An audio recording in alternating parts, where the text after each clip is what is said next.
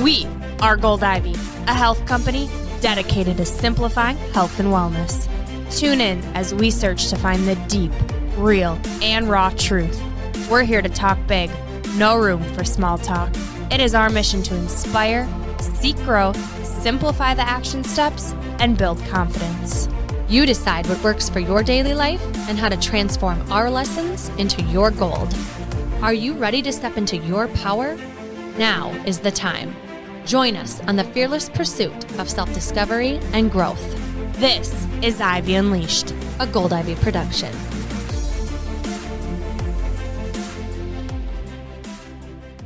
Something that has made a world of difference for us and many people we know over this past year has been getting our groceries delivered right to our door. The ability to get local, fresh groceries without us having to step foot into a grocery store has been something we are so grateful for. Convenience, price, and quality are extremely important to us, and that's why we love and support INSTACART. INSTACART can deliver to your front door in as little as 1 hour. You can shop multiple stores, see deals in your area to help you save money, and every item is hand-selected by shoppers based on your preferences. To start your 14-day free trial and to get free delivery on your first order over $35, follow the link in the show notes to let Instacart know that we sent you and to help support the show. Instacart, never step foot in a grocery store ever again. We are kicking off February with an episode about love and relationships. We are social creatures that need connection and love, so we brought in the relationship expert and licensed clinical psychologist, Dr. Betsy Chung. If you're looking for ways to cultivate deeper connections with yourself and others, this is the episode for you. Dr. Betsy tied our self-worth and self-esteem to how we interact and attract others. She also touched on ways to tune up our relationships, what a healthy relationship looks like, and how to identify and communicate your needs. So cozy up, grab your boo, and get ready for Dr. Betsy's contagious energy and relationship expertise. And now to this episode of Ivy Unleashed. Welcome back to Ivy Unleashed. This month is a month all about love. And what better way to start off the month than with relationship expert, Dr. Betsy Chung. Thank you, Dr. Betsy, for being here with us. We are so honored and excited to dive into today's topic with you. Thank you so much for having me. I love talking everything relationships. And I'm glad to be contributing to this Valentine's episode for you guys. Yeah, do you like that? Is this the Valentine's episode? It's the Valentine's month. Yes. Yeah, there you go. Yeah, do you like the colors we're wearing today? We're wearing pink and red. Yeah. Yes. I've got my white on too. I normally just wear black, so yeah, special for you guys. Yeah, well, you are a licensed clinical psychologist and relationship expert. That's why you're here, and your work is brilliant that we've already seen, so we can't wait to talk to you about everything. But we want to know kind of how you got down this path with relationships, like what brought you into this field of psychology? I think that this kind of, now that I think about it, it started with my parents. My parents, they're just like so in love with each other. I used to think that it was kind of icky growing up. I mean, it's not like they were, like super lovey-dovey or anything like that. But I remember that growing up, I used to kind of observe my parents, and they would love to go dancing together. They worked together. Everybody would always, like, friends would come over and they'd be like, your parents are really weird. I was like, why? And they're like, because they actually like each other. Like, and we would go out to family dinners like every single Sunday. In fact, we still do that. We try our very best to, still be together. And so my parents are really, really big on family and togetherness. So, I never really realized how much I took away from that until actually recently. But the way I even started in, specializing in relationships was years and years ago when I first started my private practice. I was still in the belief that when people cheat, that's it, the relationship is over. And so I worked with this one couple, well, not the couple, I worked with a client, and I honestly thought that this client was coming to try to, to try to work on ending the relationship, going through a divorce. But over time, as we worked, it was really weird because at some point the client was like, yeah, we have such a beautiful relationship right now. And I've never felt like this before with my partner. And that was just really, really eye-opening for me. Is I realized that maybe I held on to a lot of, I guess, like limiting beliefs about relationships. Very like black and white, rigid assumptions about what a relationship is supposed to look like. I think the only image that I had was, again, my parents. And I assumed that if you're not getting along, then it's probably not a good relationship. And so I think that over time, I started to realize, whoa, like, okay, I successfully helped these clients in their relationships. And then I started to see in other relationships that a lot of the stuff I was always talking about was always relationship related.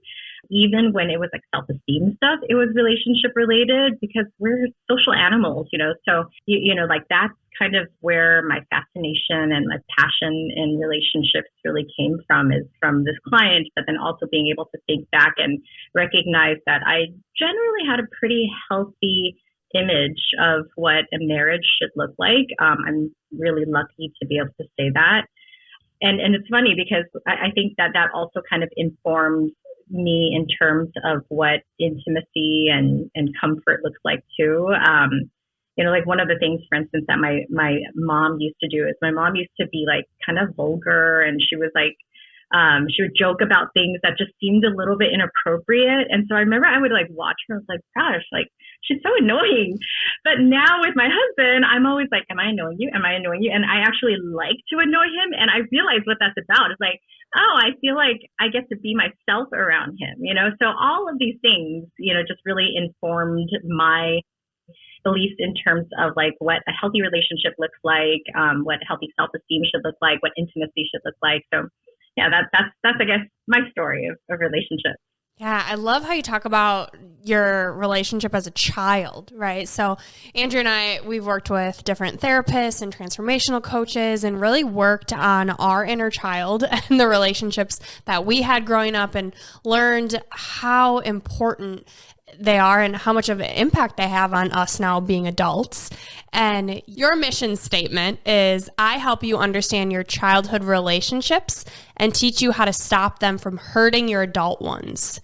So for those who may not have been, as lucky or as fortunate to have a healthy relationship with their parents, or even just relationships at a young age, what does that mission mean to you? Can you kind of talk to us about why that is your mission?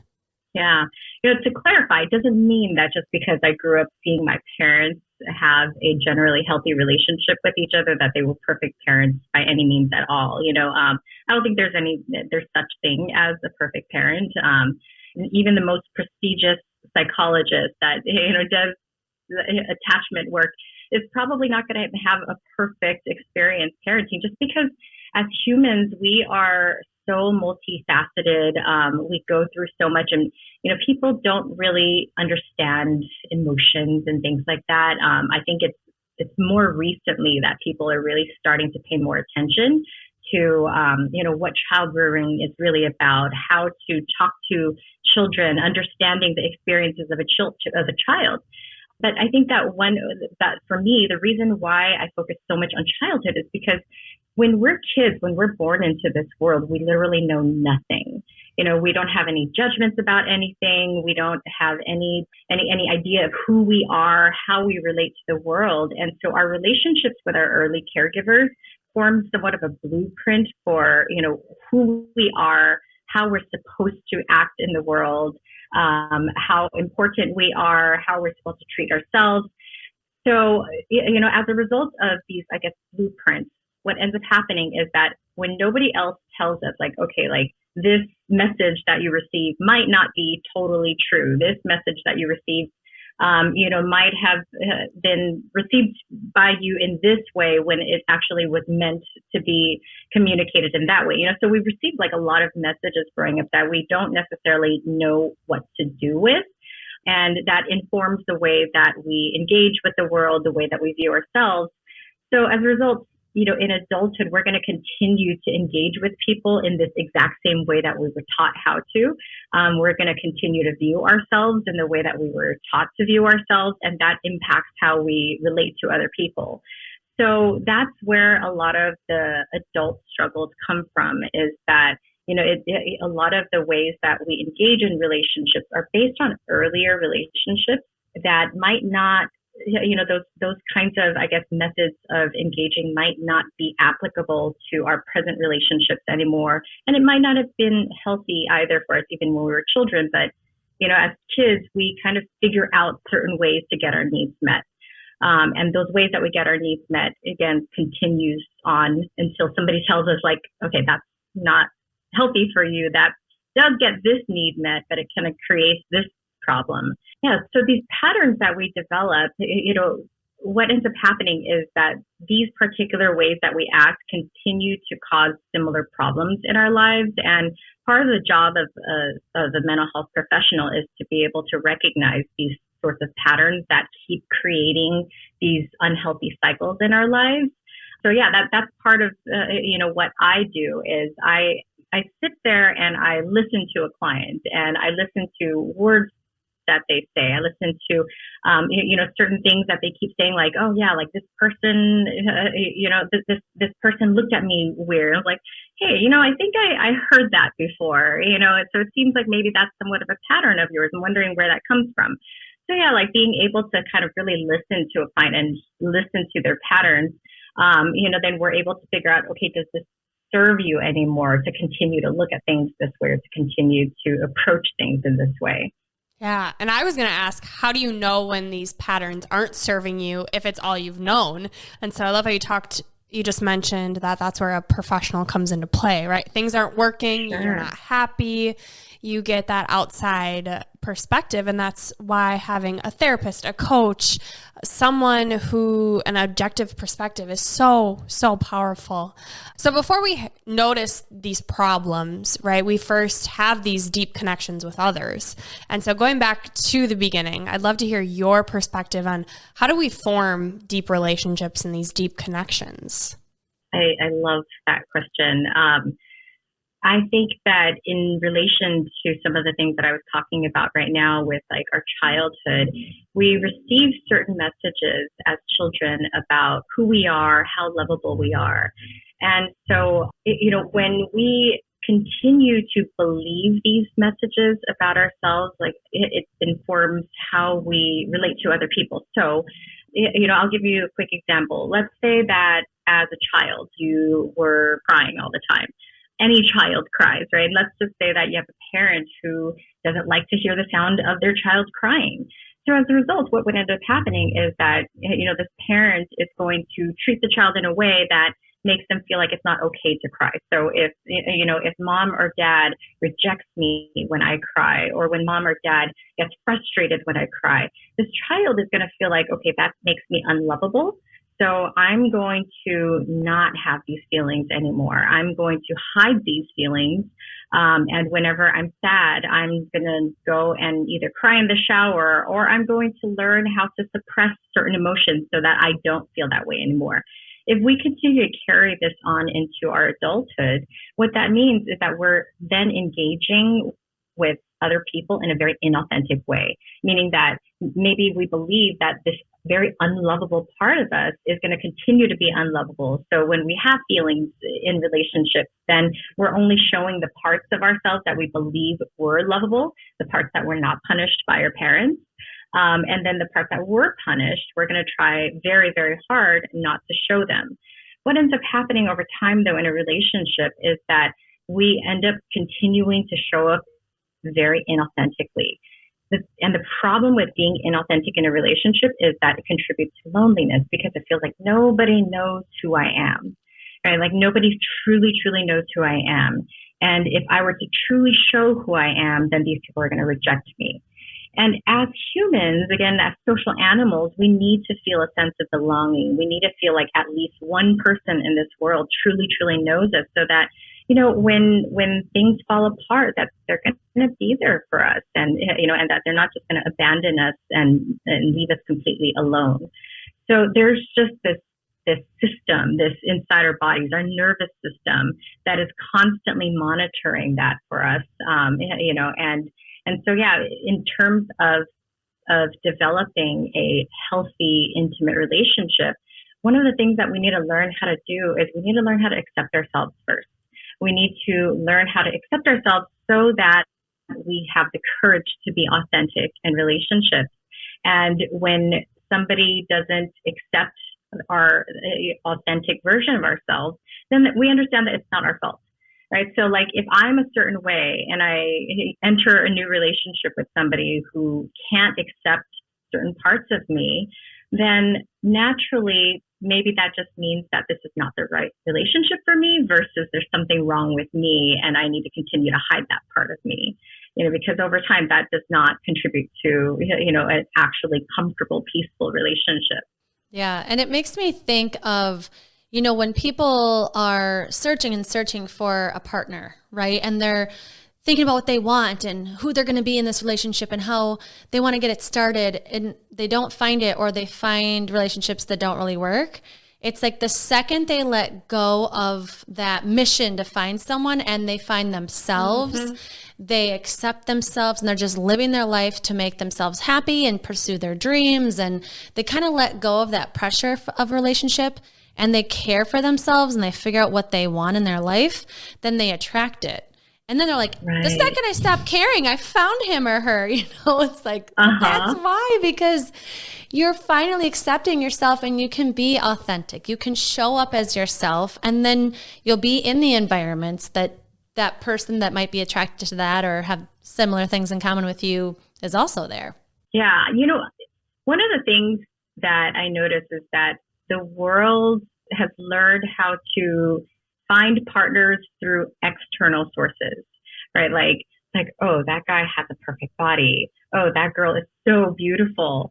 And really what that's all about is, as children, when we felt unloved for any reason, when, we were not made to feel like, our unique selves were lovable, then what ends up happening is that we start looking for external markers on what makes us more lovable.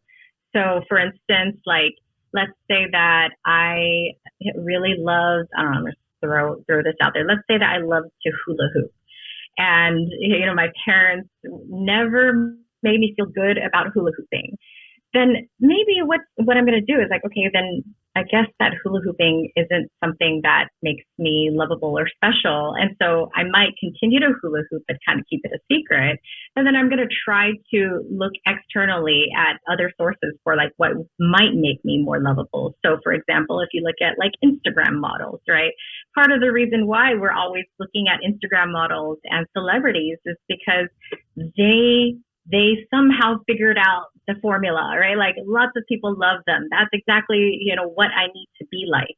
And so we start looking external to ourselves in terms of what makes us more lovable versus really being able to kind of tune back into ourselves. All of these messages are actually false, right? Like they're just a little kid's idea of like, okay, like where do I find the information on what I need to do in order for somebody to love me? Because they never actually felt like, okay, like me, myself, authentically at my core is lovable. Yeah. For someone listening right now who is like, I got to get to my authentic self. Like, I don't even know where to start.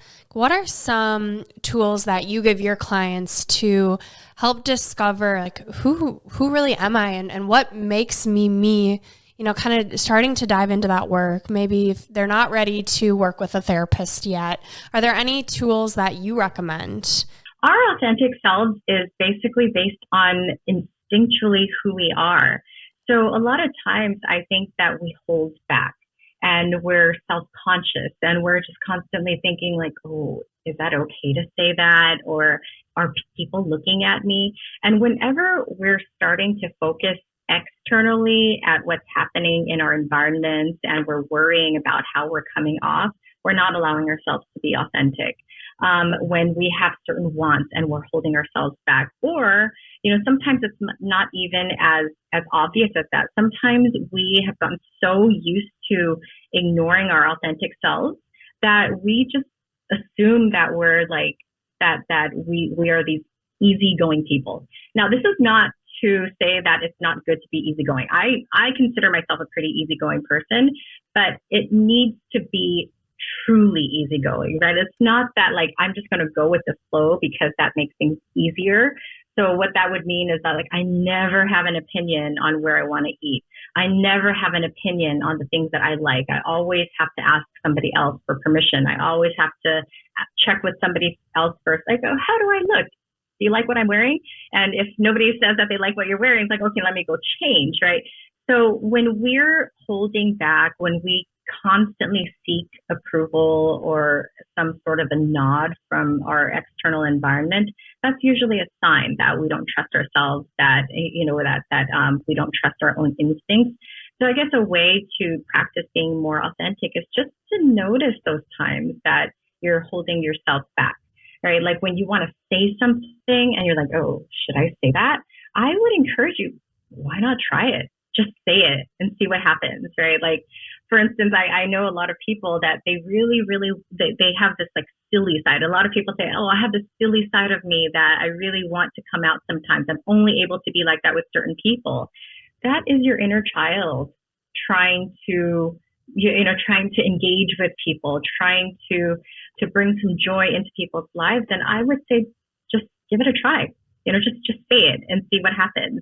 Express an opinion. Like if you want to eat something, just say like, I want to go eat this today. Just to see how it feels. And you're able to then see like, okay, maybe I don't need to constantly monitor myself so much. I don't need to constantly overanalyze everything that's inside of me before I present it out into the world. Yeah. And something earlier you said that was powerful, that's tying me back to what you just said, is like, if you're not saying truly how you feel, if you're not truly being who you are, you're going to be lonely or misunderstood, or feel like maybe I'm invited to these things, but it's because I'm just showing up as they want me to be. And you're not in the circles that are truly, a part of who you are and what you want. And so, if you need another reason to show up authentically and to say your opinion, it's because the right people will accept that and the wrong ones won't like it. And then you can just ditch them. And then you can be around people that actually like you for who you are instead of having all these fake relationships. So I think when you're starting this idea of having a deep, valuable relationship and having this connection, what I keep hearing is like, if you just be you, that's the answer. And so I think of like icebreakers. Like if you're going to start dating someone, like really get to know what their preferences are. Like ask them the weird questions, like get to know each other right away and see what your deal breakers are, right? Like do you have anybody that's a client that like, do they come to you and they're like, I want to be in a relationship, but I don't know how to even start the process? So it's funny you say that, because I mean, I can't necessarily talk about my clients. However, a lot of, media outlets ask me to contribute to articles and stuff. And a particular company that I've been working with, they've been asking me a lot of questions about like, oh, how do we, what do we do on a first date? Like, how are we supposed to act? What are we supposed to do? And I don't know what it is that they're looking for, but in my mind, I'm always like, okay, this might not be the answer that you want, right? Like you might be looking for tips on like, oh yeah, dress well and look this way and take them to this kind of a place to impress them. But my answer is always like, include you in there, right? Like include a flavor of you. So for instance, if you are an outdoorsy person and you're not sure if this person that you're going to take on a date is an outdoorsy person or not, and it's important for you to find somebody who's kind of outdoorsy, then I would say, why don't you take this person on a date to like a rock climbing studio or something and see how they operate? And it doesn't need to be that extreme, but I think it's really important sometimes to kind of tailor things that we do to who we are, and so that we're able to find the right partner for us. And so there's not any like one size fits all way of approaching a relationship. But the one thing to keep in mind is you always want to make sure that you just try to be as authentic as possible. Don't always think about like, oh God, what if this person rejects me? What if this person thinks this about me? Or they don't like this one thing that I do. Kind of like what you were saying is that if you just be you, there will absolutely be people that can accept you for who you are, maybe because they're also kind of like you too, right? And maybe that's the person that you need to find in order to spend your life with, not the person that sees the false version of you, like the version that like is dressed a certain way and goes to this fancy restaurant when you personally don't even like fancy restaurants.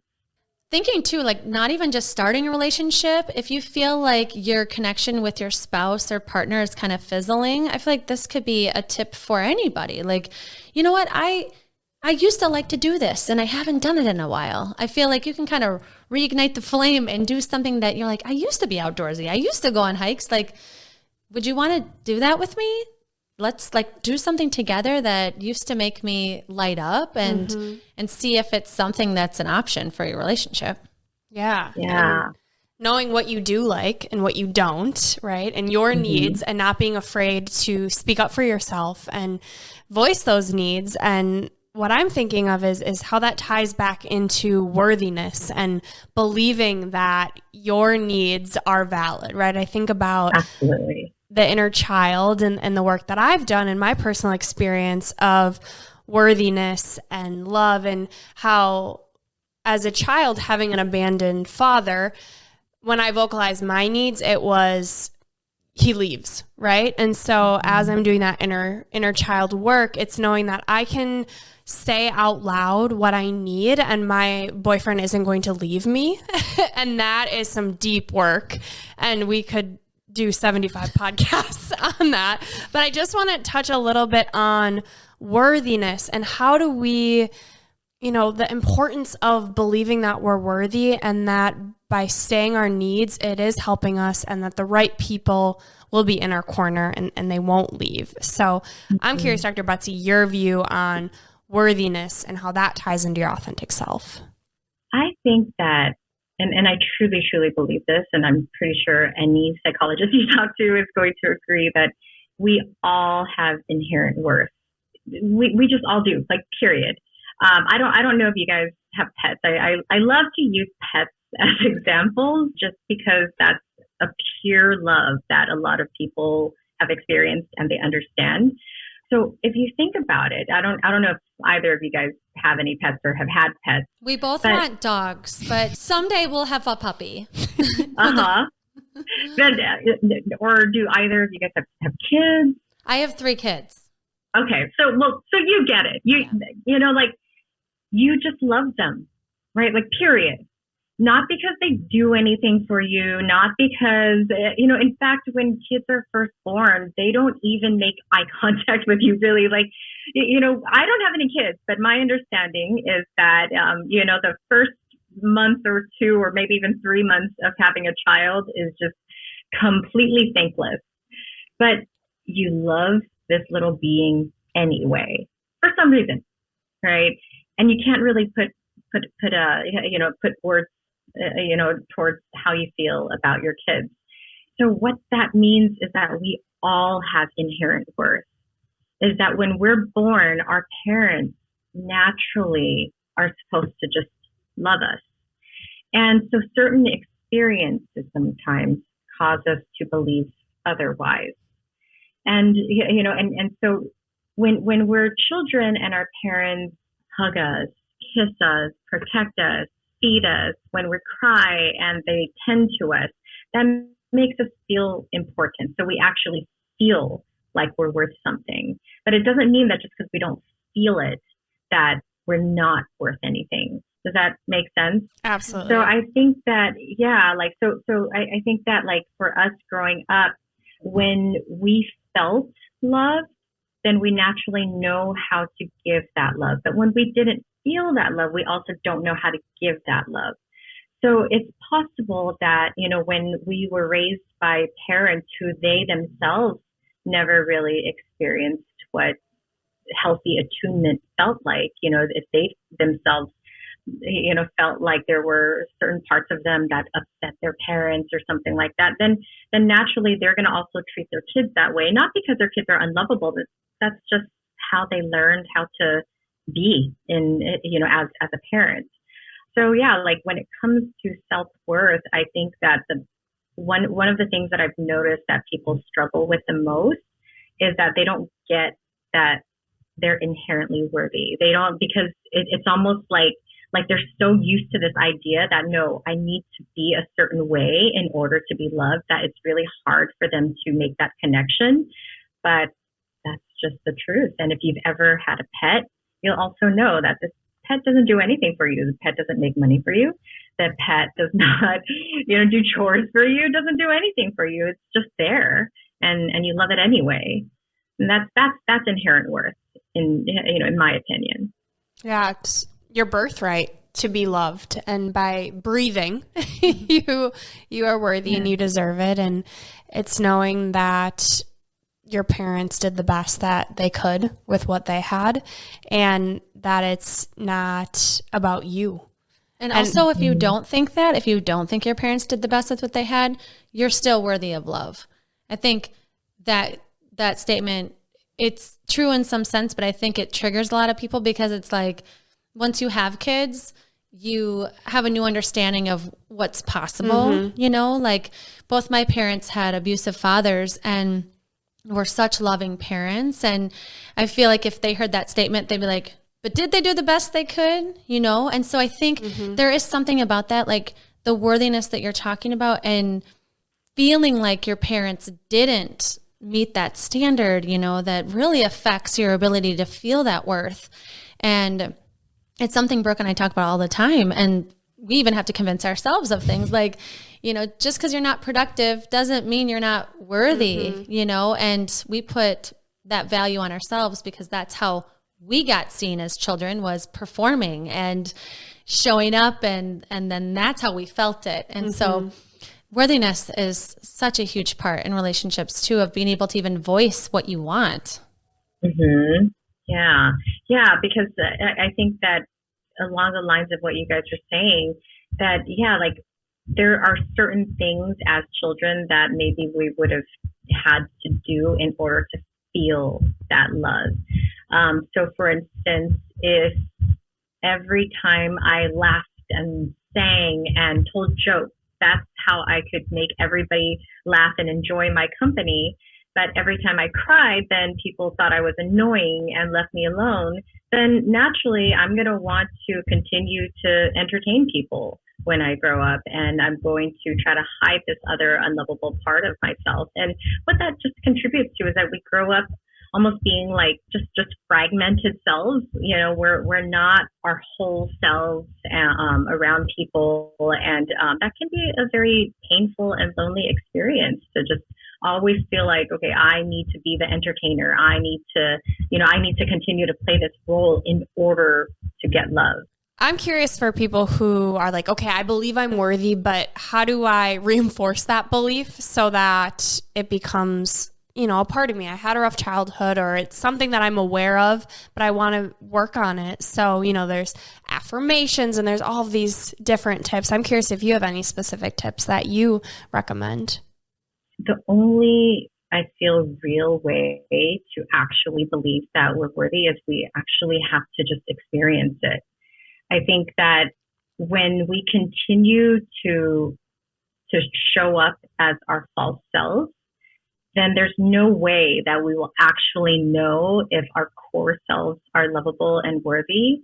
So I think that it's really, really important to take more risks and just try our best to be our authentic selves, so that we're able to actually see like, oh, okay, by being this particular way is not the only way that I can get people to love me. Because if that was the only way, then again, there's still this assumption that this other part of me is unworthy and unlovable. So I think that being able to just challenge ourselves to take some risks, right? Like even if it's something as small as, hey, boyfriend, I really love it when you buy me flowers.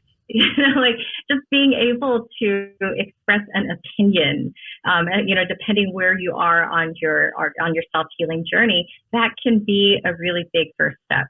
So it really kind of goes back to authenticity, is for us to be able to believe that, like, yes, we are worthy beings. And here's evidence that I'm a worthy being, is that there's somebody that truly loves me for who I am. And even when there's conflict because of me being the way I am, that conflict is something that will be overcome, and this person isn't going to abandon me because of that.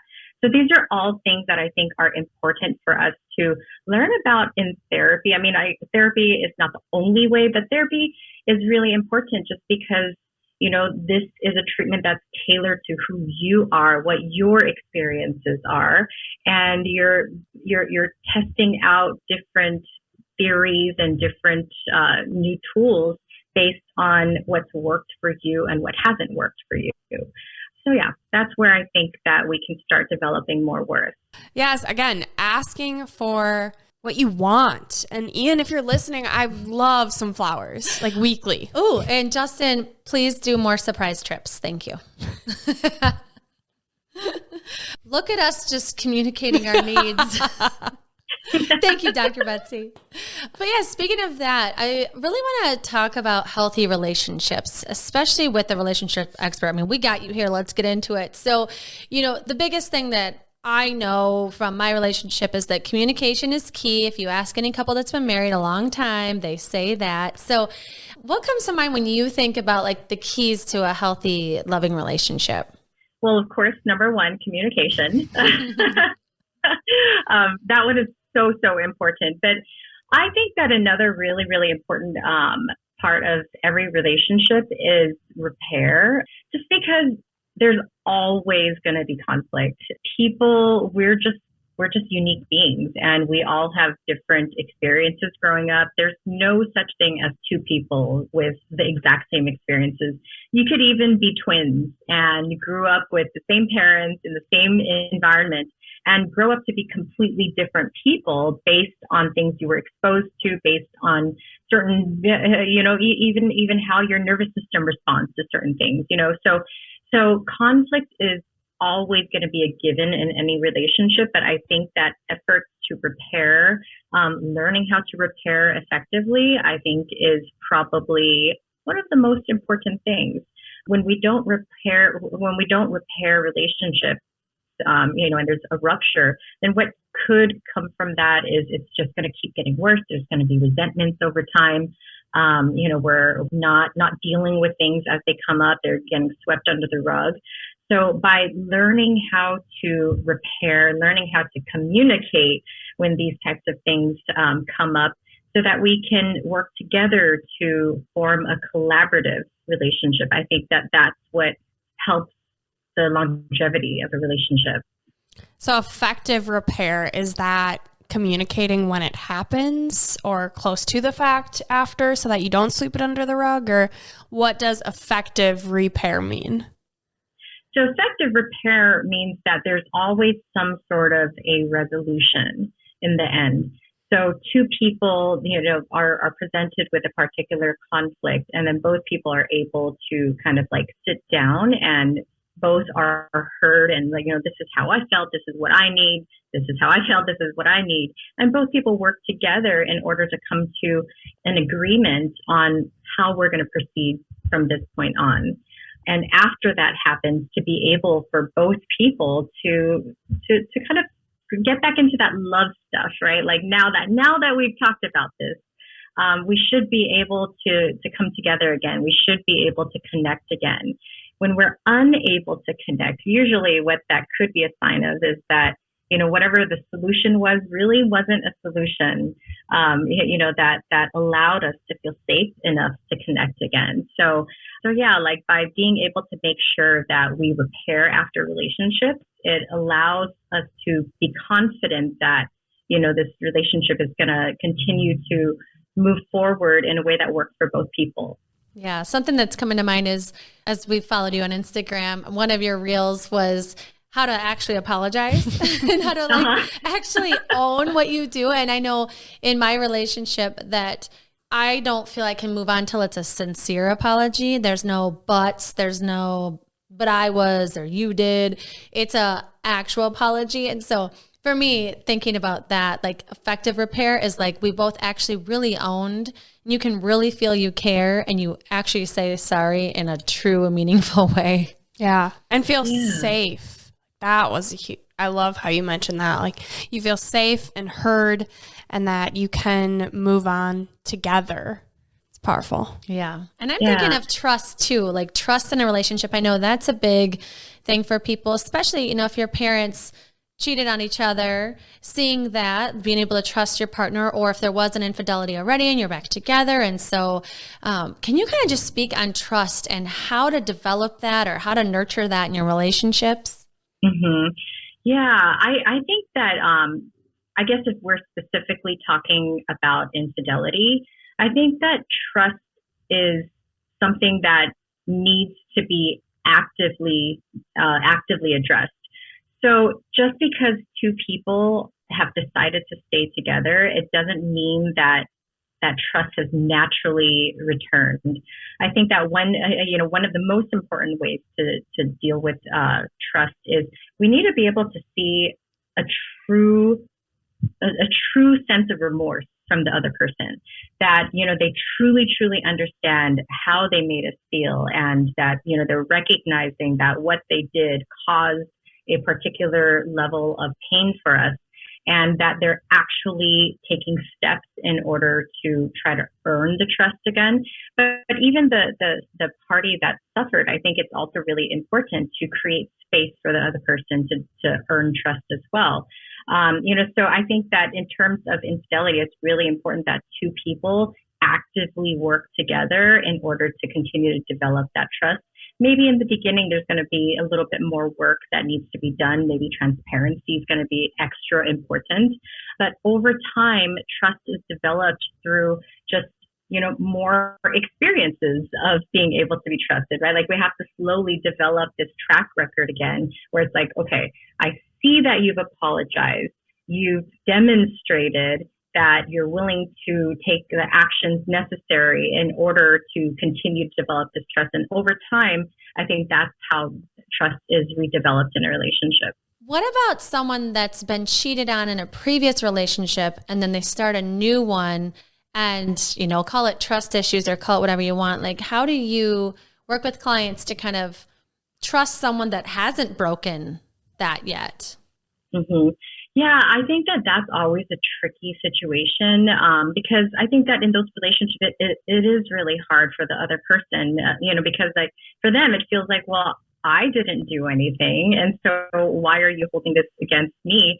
But in the end of the day, you're choosing to be with a person who has had this history of being cheated on multiple times. And so what that means is that, again, both people need to be willing to work together.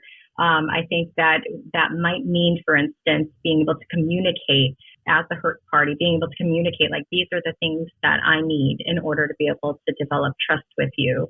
And these are the things that could be triggering for me. So I need some reassurance from you. So it's perfectly okay to work with our new partners to explain to them, like, what needs do you have in order to be able to develop trust? Because the thing is that, yes, the other person doesn't, I guess, deserve to be treated like somebody who's unfaithful.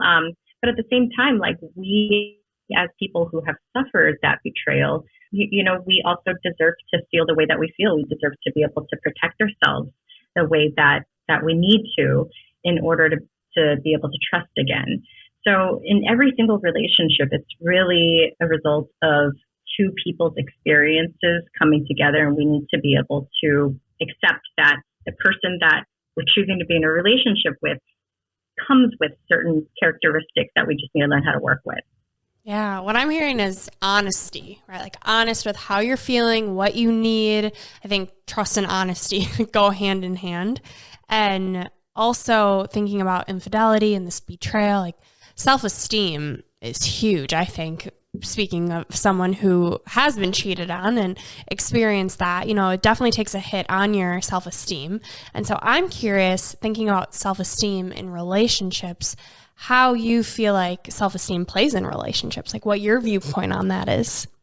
My perspective on self-esteem is that it often comes from messages that we received from I guess, people that were significant in our lives when we were growing up.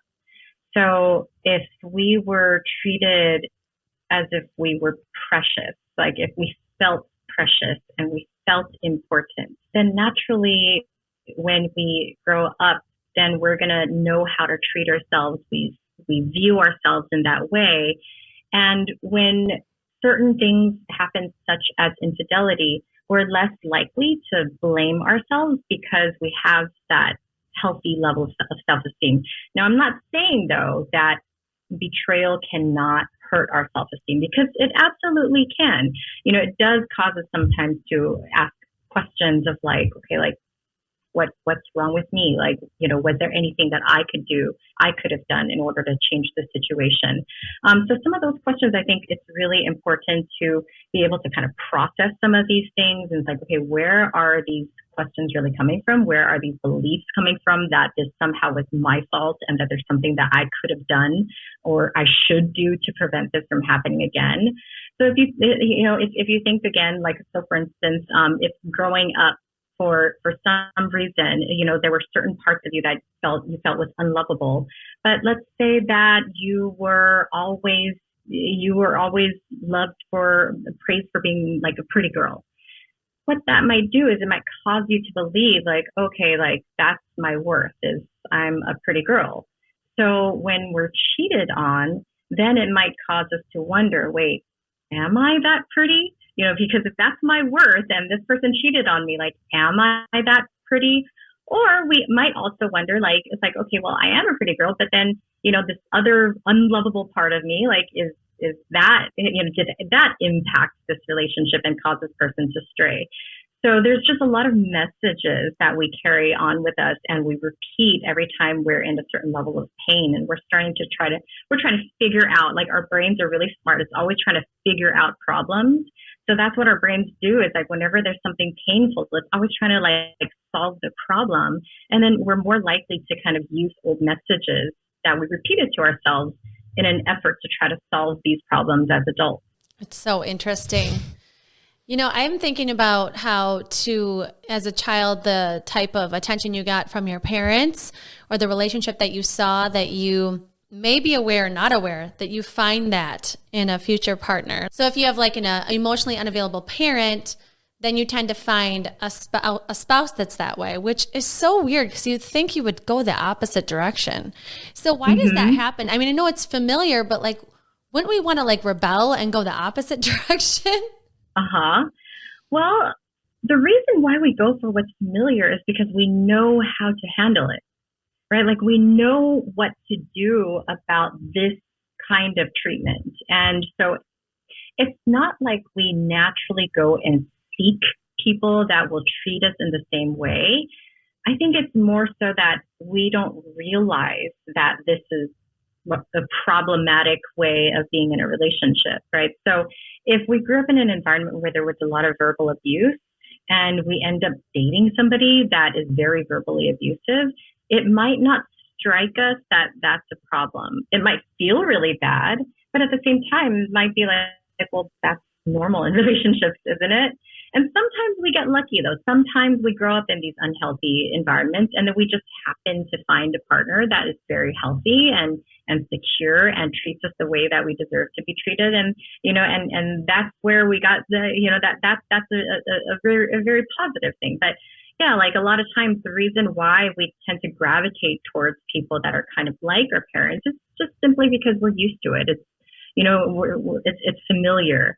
One thing that I like to share a lot is, you know, for me growing up, my dad, he had 4 girls and a boy, and my dad was so loving and so patient with all the girls, and he treated me like I was princess. And it's crazy because he had 4 girls and a boy, and I never ever felt jealous. I never felt not special to him.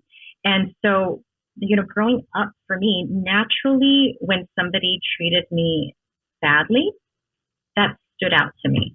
Like, I knew that, like, that's not how I want to feel. And that, you know, and what that would do is it naturally made me realize, like, that feels gross. I don't want that.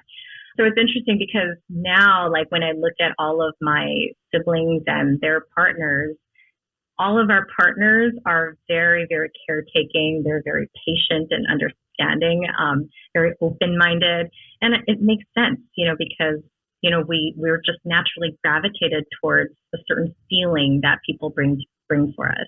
So if you didn't have that situation growing up, like what are some signs that you are being mistreated, right? If it's comfortable to us, I think our subconscious, we're drawn to it, like you said, because it's comfortable and our brain isn't saying like danger, danger, because it's comfort.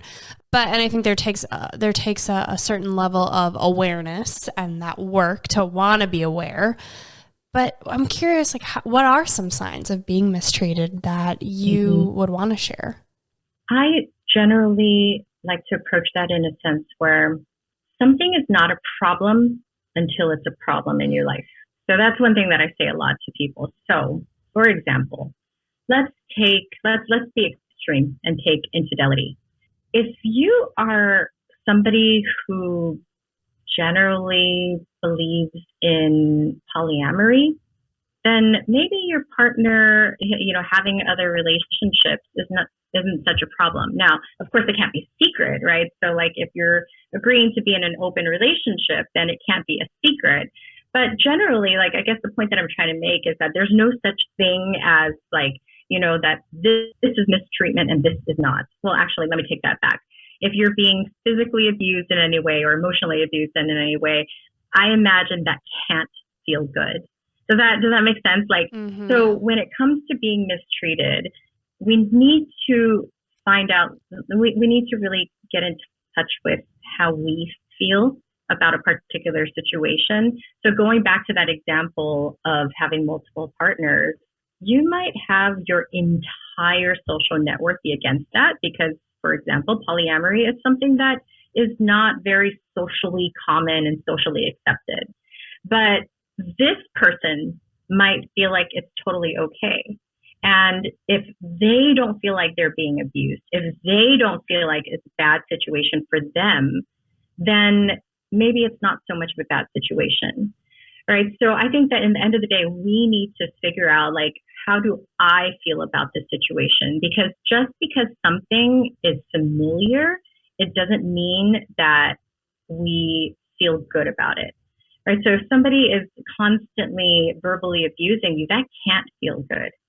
It might be familiar, but it can't feel good. And when we can trust these emotions of ours, and I think that this is another part of, developing self-trust and self-worth, is when we can trust that our instincts are valid and that, our feelings are valid, and we start listening to these feelings, then we'll be able to figure out, like, okay, that's not okay. That is mistreatment, and I need to do something about it. Yeah, that makes sense. I think too about marriages and how, a lot of marriages, we have the same fights over and over and over. Like if you want to call it a mistreatment, one of the spouses does something that upsets the other one and it keeps happening. Even though you've said, I don't like it when that happens, it keeps happening. So I don't know if I want to put the word mistreatment on that. But when it comes to communicating that and couples that have the same arguments over and over, like to me, I typically, if I would hear that, I would say, sounds like you need a therapist to like help with that.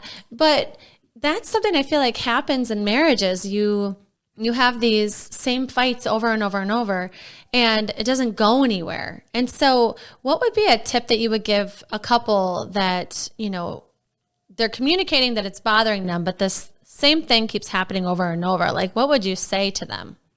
I think that there's different reasons for having these same fights over and over. So one of the reasons could be, I guess, content related.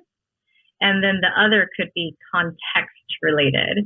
So content meaning like, what are we even fighting about? And, and I guess that's where we can bring back that discussion about resolutions and repair. Is, have we already decided on a plan of action? And if we're fighting about this again, are we, is that solution not actually a solution? Or do we just need to be reminded of like, oh yeah, remember we said that this is the way that we're going to deal with it. So in this situation, can we do that? The other part of it though is what I mean by context is, how are we fighting about things? So are we continuously dismissing each other? Are we continuously listening just to respond, where the other person's not actually being heard? So I think that, when it comes to these fights that keep happening over and over again, we need to understand, what is the source of these arguments? Is there a solution that we really need, or do we need to just learn how to communicate in a healthier way? I see both happening. I think that's something that is, for me, I truly, truly believe this, is that I believe that humans in general are rational. It doesn't necessarily mean that everything that we do is reasonable, meaning that that we should have, be entitled to do the things that we want to do. But I think that we're always logical, we're always rational, meaning that there's always some explanation for why we want what we want, why we behave the way we behave.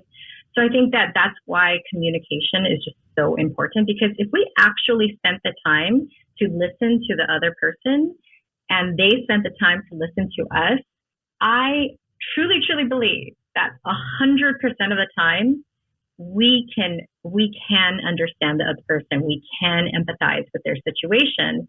And when we're able to do that, it kind of allows both people to lower our guards. And so we're not so rigid anymore about whatever it is that we need. We're much more willing to work with each other on some sort of a compromise. And so once we go there, it's really important, but that's where also the context needs to come in, right? If we understand a person, we also need to learn how to communicate that we understand them, so that, we're not raising the person's defenses again, because once we show a particular attitude or say things in a certain way, then it can again create this back and forth where, we become rigid again. It's no, I don't want to work with the person. I don't want to compromise. And so it's really important to be able to manage both when it comes to conflict in relationships. Yes. And I think you brought up a good point of how you're bringing it up, because then the other person shuts down and then you're not actually listening. So it really doesn't go anywhere because you're not heard. And something that I think it requires is a level of vulnerability. A perfect example that I keep thinking of is my husband every Thursday night would play softball. It would go late. He'd be a pile the next day. And I would be frustrated with him every Friday morning going into the weekend. I'm finally I blew up. I'm I hate you every Friday going to every weekend. This sucks.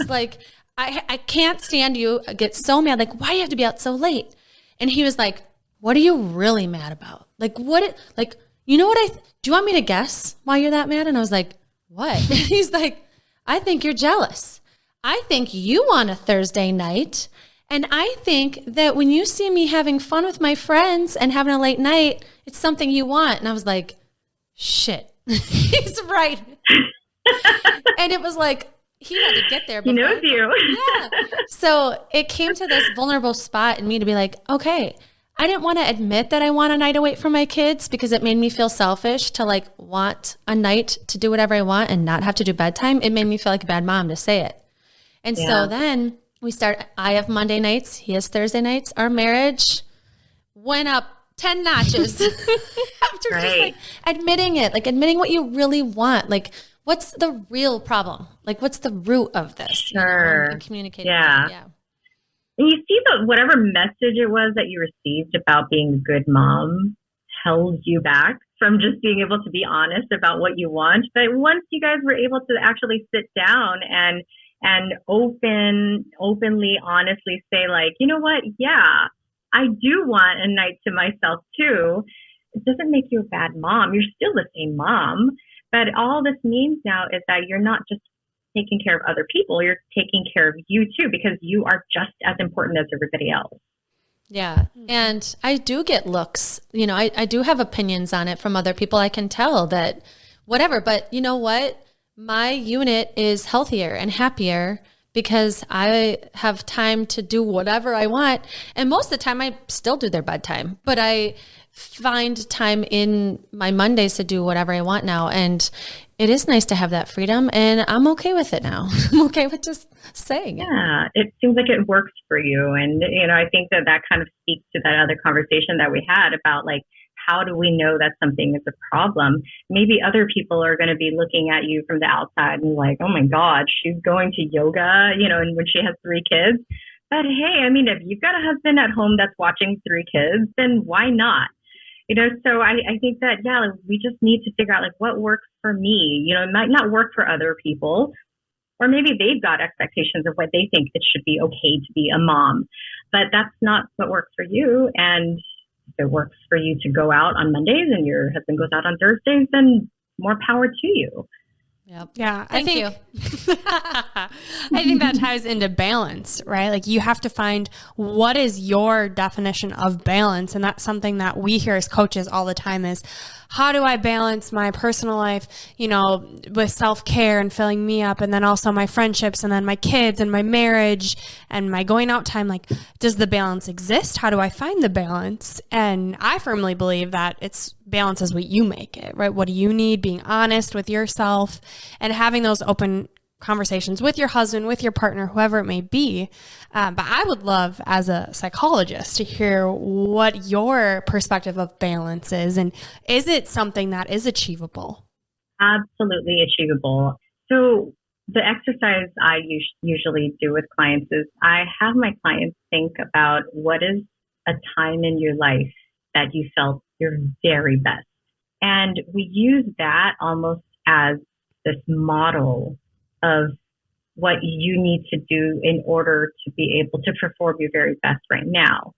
So for example, if let's say that you lived abroad for a year and that was the best time in your life, it doesn't mean that you need to go and live in England or something for the rest of your life, but maybe we get to look at the elements of like, okay, what made that the best time of your life?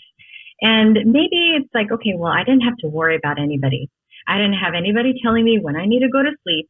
Nobody making me feel bad about staying till 3 a.m. I was able to go to the gym 3 times a week because that makes me feel good to exercise. I had space to cook. Once we're able to look at like, okay, what was in place for you? How can we replicate that right now? Like, what does your life look like right now? That is, what does your life look like right now that is like very far away from this point in your life? And what do we need to adjust? So for instance, if you're living, back here and it's like, oh, it's because I live with my family and I feel like they're always watching every move that I make. Well, maybe what that means then is you need to set some boundaries with your family, right? It's like, I should be able to stay up whenever I want. I'm an adult. But thank you for your concern. So being able to figure out like, how can I replicate that in my current environment so that I am able to achieve that more balanced life? And it's different for everybody. So you just need to figure it out on your own. It's like, okay, like what do I need to function at my very best? Yeah. And what I'm hearing too is what systems do I need in place? Like Andrew and Justin, it's the Mondays and the Thursdays, and that's their system along with others. That's such a powerful tool. I hope that people use it. I know I'm going to. And I think too, something that we talk about a lot is allowing these new things to be an experiment, right? Mm-hmm. Like starting off with, okay, I haven't been going to the gym and 3 days a week used to make me feel alive. Like, let's just start with 1 or 2 and see how it works in the schedule. And if that doesn't work, let's try another time of day, or let's try it at home or try a gym and figure out what actually makes us feel good. And knowing like, as you change in life and evolve, like you may need to re-express and communicate your needs to your person or your friends or whatever relationship you're trying to improve. I think it's okay that your needs change and your person wants you to feel like yourself and be happy and joyous. I mean, they don't want someone grumpy and resentful walking around pissed off, but you're not telling them why you're pissed off. Mm-hmm. Like we need to express ourselves so that, like Justin, I'm guilty. He'll say to me, I can't read your mind. Like you need to tell me these things. I don't know what's happening in your mind when I'm pissed off walking around, like vigorously cleaning the house, giving Beth a look. So I think it's like trying these techniques to make yourself feel like you and communicating, I need to shift things. This balance feels out of whack. Like, and experimenting, when you experiment, you know, being honest with yourself that you are in a new season of life. It's not going to look exactly like when you were in England, and that's okay because you're a new version of you. You're evolving, but there are certain things you can pick and recreate in a way that works for you now with where you're at. So I think that's that experimenting and that being curious with how can I make what used to work for me now is so powerful in the work that I love with coaching. Mm-hmm. Yeah, you know, I feel like people often think that if I just don't say anything about what I want, that somehow, you know, it's going to create peace in my relationship, right? Like a lot of people just think that is like, if I just, you know, continue to act like I have no needs or anything, this person is going to love me because life is so easy for them. But the truth is that when your needs are not met, it's going to come out later on somewhere else, right? So it's going to come out in like as this bad mood, passive aggressiveness. So what ends up happening is you end up creating other problems elsewhere that you actually have even less control over because like you don't know what you're upset about. Versus when you have a particular need, being able to address it like when it comes up. And it doesn't even need to always be in the form of conflict, right? It's like, I really need somebody to help me do the dishes tonight. You know, I'm just really tired tonight and, you know, can you help me do the dishes, please? Right? Like something as simple as that can save so many arguments and you know, like, and bad moods when we come home and then somebody being offended by our bad mood when it wasn't even meant to be personal to them. So many problems come out of us not actually sharing our real wants with each other. You know, like we all have needs that need to be met in order for us to function well. Why do you think that's so hard for people to express? Just these small things. If I just said it, and I can do it in a way that isn't conflict. Take a deep breath. Like, why do you feel like that's so hard just to say how you're feeling? I think a lot of times it comes back to childhood. You know, one of my frustrations, I guess not necessarily frustrations because there's not much that I can do about it. But, you know, when you really think about it, I think that a lot of parenting for generations and generations has been a more kind of not necessarily always authoritarian, but it's this assumption that children are less than, you know, that they have, you know, that their needs are not as important as a parent's needs. That, for instance, like a parent's job is to take care of the household and go to work. And yes, that is very, very important. But that should not supersede a child's needs. And a child's needs are very important and they need to feel like their needs are valid. They need to be tended to in order for them to feel safe. And so I think that when we approach parenting with this perspective that, you know, children are less important, that their needs are inferior, that, you know, they know less and therefore I as a parent is their leader and their boss, then what that does is it causes the children to feel like, oh, okay, well, my needs, I guess, are not important. And when I express my needs, chances are they're not going to be met, so I might as well not. The problem is that kids don't just one day turn 18 and go like, oh, okay, my needs are important, right? They hold on to the same belief that like, oh, okay, needs when I was 3 years old weren't considered. So, you know, when you're 4 years old, you're still going to think that. When you're 10 years old, you're still going to think that. When you're 35 years old, you're still going to think that until, you know, something happens where you learn that that's not an appropriate way to live my life. And we're going to continue to have those struggles.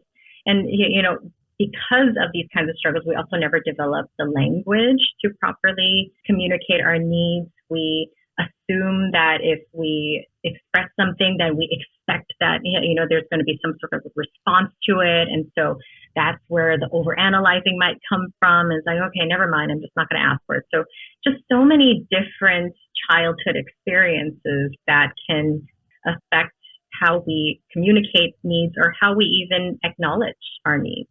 I feel like every parent's listening to this and shitting their pants because like I think I need a therapy appointment after this just because I already put so much pressure on myself to do it right because my kid's childhood is going to stay with them forever, you know? And I think, you know, every adult that's listening, reflect on that. Like, were you raised to be seen and not heard? And like, how can you shift away from that, knowing that your feelings are important and they are really important to be heard, especially by the people that love you, you know? And so every night I like beat myself up about what I should have, could have done as a parent. It's super hard. And I think my only saving grace is to be honest with my kids when I mess up, because I'm going to, and I just say my intention that, man, I'm going to cry. Here we go. But like, my mission is to make you feel like you can be you and say how you feel.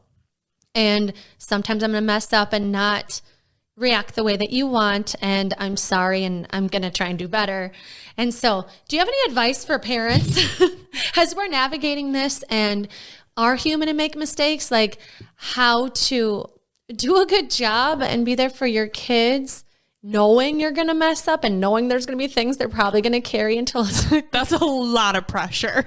Again, great birth control over here. Well, I guess my first thought about what you said is, wow, apologizing to your kids, that is huge, because I think that, you know, that goes along with what I was saying about, you know, like this idea that, you know, parents and adults are more powerful and know all and almost like dictators, right? Like, because that's not the way it's supposed to look. I show a lot of people, like, I don't know if you watch the Discovery Channel, but if you look at a lion and teaching his cub how to hunt, if the cub comes home, you know, empty-handed, you don't see the lion attacking their cub.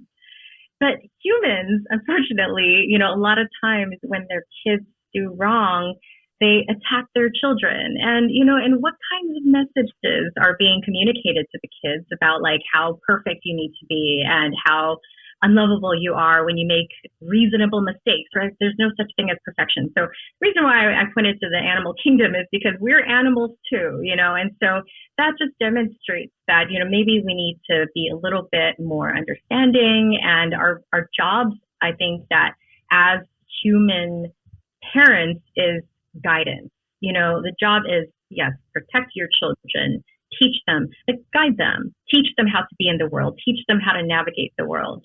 The fact that you're able to apologize, I think that says so much in terms of giving your children, empowering your children to feel like, you know, they have rights, that, you know, what they feel sometimes is important and it matters, and that, you know, just because you're an adult, it doesn't mean that you're perfect. But I think that the bigger message that I'd like to send here is, I feel like as long as you are capable of self-awareness and self-reflection, then that already puts you so far ahead as a parent. You know, I think that being able to think about how you present, how you're showing up for your kids, that's huge, because, you know, you're actually thinking about what their needs are. You're actually thinking about how you're coming off. So yeah, I mean, any parents listening out there, I hope that you feel reassured that if you're even listening to a podcast that's about health and self-care, then you're already, you know, way ahead of the curve. So don't worry. And if it ends up messing up your kids, there's always therapy. If nobody's perfect, right? Like, I'm not perfect. Nobody's perfect. Yeah, but I think that the self-reflection, self-awareness, that ability to even like learn about like, okay, how do I be a better person? I think that matters, and it speaks volumes about who you are. Yeah. Thank you for saying that to all the parents. Yeah. And not only are you aware, but you're doing something about it, right? You're going to therapy yourself so that you're not repeating these patterns. You're reading the book. You're having these conversations with your children. Like, you're doing the damn thing. And I'm going to just keep reminding you. Thank you. And then when hopefully someday I'm a parent, you can do the same thing. You know, I think being a parent, God bless you, a lot of work, and then having room for intimacy and working on your own relationship while you're trying to raise like emotionally intelligent humans and wipe their butts as they pee their, like, a lot of work, right? So I'm thinking for parents, also not parents, like, how do we deepen our intimacy? Like, do you have any go-to tips for couples who are like, I need to relight this fire? Kind of like, what are your favorite ways for people to do that? I'm excited about this because I actually just discovered something new yesterday.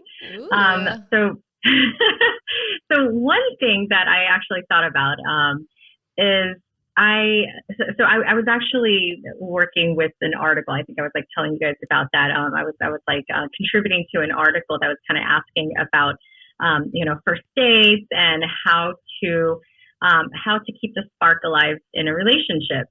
And so I was starting to think about my relationship and like, when are times, because me and my husband, we've been together for almost 10 years now. So I was like thinking, okay, like what do we do to just kind of like almost bring those feelings back? And so one of the things that I thought of is, I like when we go on dates that, where we have to dress up and we kind of have to be on our best behavior. And the reason why I like that is I realize that it kind of almost brings back those feelings of wanting to impress, like those early feelings of us dating and like kind of wanting to be like a little bit shy, a little bit, cautious with each other, but at the same time, really wanting this person to see us in a good way. And so I think that like sometimes when me and my husband would go to like, we're not big foodies or anything, but like for anniversaries, we might go to like a nice steak restaurant. And when we go to a steak restaurant, I'm like in heels and I'm like all dressed up and we're kind of needing to just like be really good and, not talk too loud. And so it kind of brings back these old feelings. And so I think that that's one of the tips that I might be starting to share with people is like, do something sometimes uncomfortable, just because sometimes when you're in a relationship long enough, things get a little bit routine, you get comfortable. And I mean, nothing wrong with comfortable. I think that it's nice, but sometimes it's nice also to kind of like bring back some of those old feelings. Another idea that I have is I really like something that Andrea said earlier. I think that we were talking about how to start a relationship, and be authentic. And but something that Andrea said I really liked is that you were saying that being able to kind of think back, like before you got married, or maybe earlier in your in your relationship, were there things that you guys kind of lost touch of? Were there things that were part of your life before the relationship that you kind of abandoned for the sake of the relationship, which has, kind of caused it to be inauthentic? So I think that a good way of creating more authenticity is, like by thinking about like, well, who was I before I started this relationship? And what are some things that I really, really loved? And how can I bring that not just back in my life, but can I introduce my partner to that too? So I think that, those are some really, really, I think, good ways to be able to build intimacy. And, another big thing is making sure that we actually make time for intimacy building. Like, I think that sometimes in relationships, especially when you have kids, the focus ends up becoming on taking care of the kids so much and being, I guess, again, quote unquote, a good parent, that we forget how important our relationships are as well. Because it's not, when you're connecting with your partner, it's not just about, you guys connecting. It's not like a selfish thing. You're also demonstrating to your children what a healthy relationship is, kind of like what my parents did. So being able to kind of show your kids like this is part of being in a healthy relationship is you go out together. And if that sometimes means I'm going to leave you guys with babysitters, I want you to see that mommy and daddy have like that we like each other. And so that's how your relationships in the future should look like you and your partners should like each other. 100%. Yes. And I think too about when you think about when you liked each other at the beginning, a lot of times you're doing new things together. Like when Justin and I travel a lot, and the most exciting time is when we go to a place that neither of us have been. Because in the beginning of our relationship, we went to a lot of places he had been because he had traveled more than me. But now when we're going to different states for my marathons, like neither of us have been there. And it's so much more exciting to explore a place that you've never been or do an activity that neither of you have either done, to kind of like laugh at each other. Like, Yeah. What are we doing here? You're getting shared dopamine hits, and now you have a new experience together that you can reflect on and enjoy. And, you're not just going out and doing these things on your own, but you're doing them together. I think that's really powerful. Yeah. Thank you so much for your insight. This has been awesome. And whether you're a mom or not a mom, whoever is listening, like, this is going to apply to them. And I hope you all listening found so much value. I know Andrew and I did. And if you want more of Dr. Betsy, where can they find you? So if you're interested in checking out my stuff, you can go onto Instagram. I talk a lot about self-esteem, healthy relationships, and my handle is Love Always Dr. Betsy. And if you're interested in working with me, then you can go to my website, www.drbetsychung.com. Yes, and to make sure everybody can find you, we will plug all of your information and connect it to our show notes. All right, and now it's time for 3 gold stars. All right, so number 1, I would say always respect your partner as a separate person. We are all unique beings, and it's really important that we make space for that. And when our partners can feel like they're loved and able to be their authentic selves, then that naturally just makes the relationship a lot more smooth and positive. Number 2, maintain a personal life. So do not ever lose yourself so much in a relationship where it feels like if you were to somehow lose this relationship that you're going to completely fall apart. Nobody should ever have that amount of power over us. And number 3, I would say have a lot of conversations with your partner. There is literally no way that we can ever know somebody. It doesn't matter how long we've been with them. There's no way that we will ever finish getting to know them. So the more that we talk to each other, the more that we get to know each other, work together to make a relationship work. So yeah, have lots and lots of conversations with your partner. Beautiful. So powerful. All right. And we want to get to know you a little more. So we have our Unleashing Ivy questions. Are you ready? I'm ready. All right. Dr. Betsy, what's the biggest lesson you've learned from your own romantic relationships?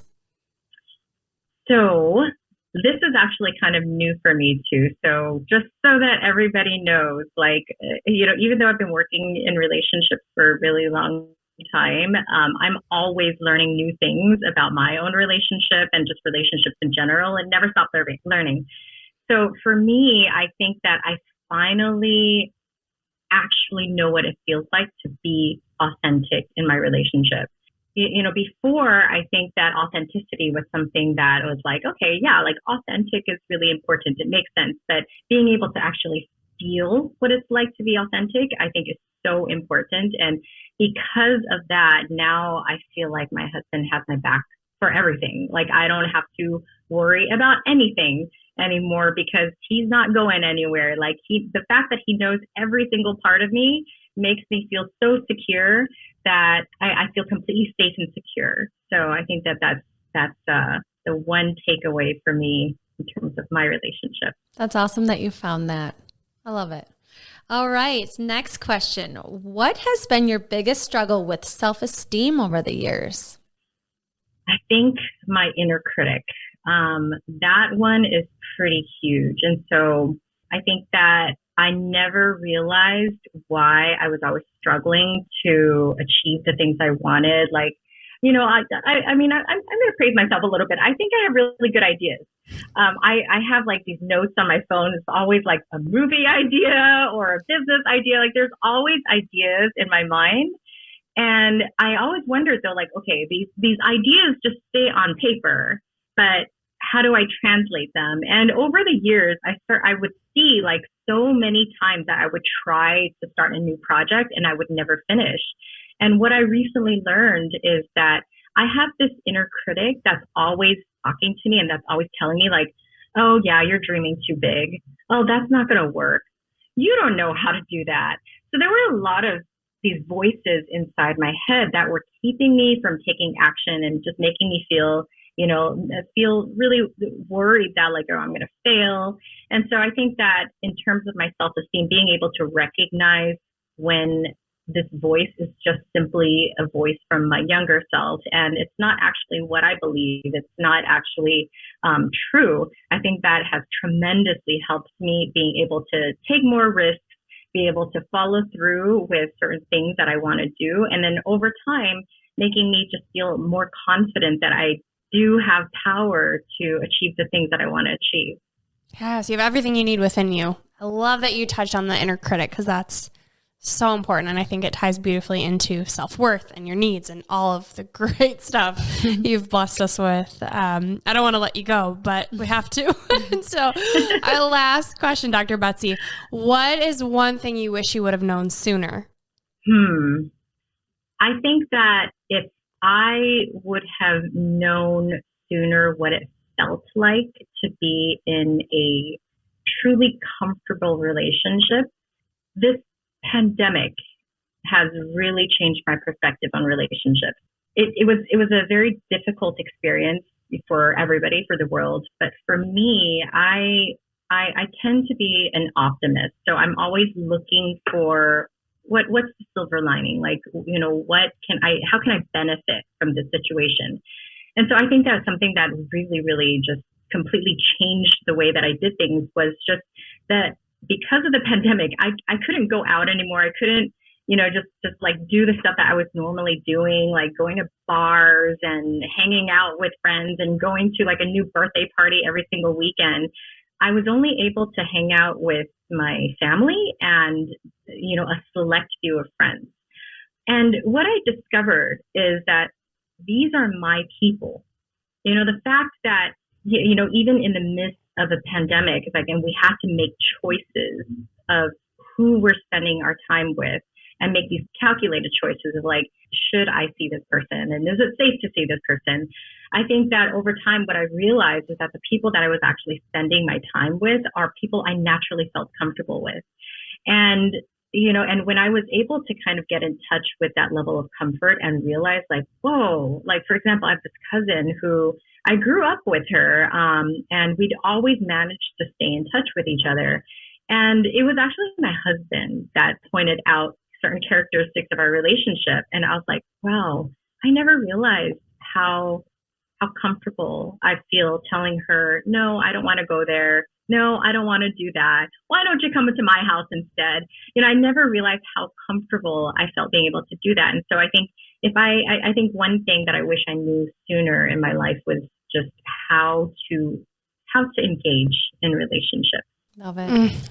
Beautiful. Oh, good. Ugh, I don't want to let you go either. I'm so grateful for your time, for your insight, for all of the reflection that I feel like we will continue to do as we age and in our relationships, and to think about our childhood and how it's affecting us. And so thank you for the work that you're doing. And just want to encourage everybody to follow you on Instagram or go to your website to learn more about the work you do, because it's beautiful and it's going to be so helpful for everybody. Yes. And thank you so much. Everything you're saying is gold, but we wrap up every episode with a piece of gold. And so we would love you to share your piece of gold with our listeners. So one of my favorite quotes is by Friedrich Nietzsche, and it is, "There are no facts, only interpretations." I just absolutely love that quote, because for me, it allows us to make room for multiple perspectives, and and it really forces us to kind of think about like, how true are my truths? Is there a gray area to this? And can I challenge myself to think about other perspectives aside from the one that I have? And I think that level of flexibility just really makes life a lot easier, because in the end of the day, everybody's always going to have differences in opinions, and we need to learn how to live with that. So yeah, this Friedrich Nietzsche quote is definitely very meaningful to me. There are no facts, only interpretations. This is Gold Ivy signing off. Listen to your truth and go chase your gold.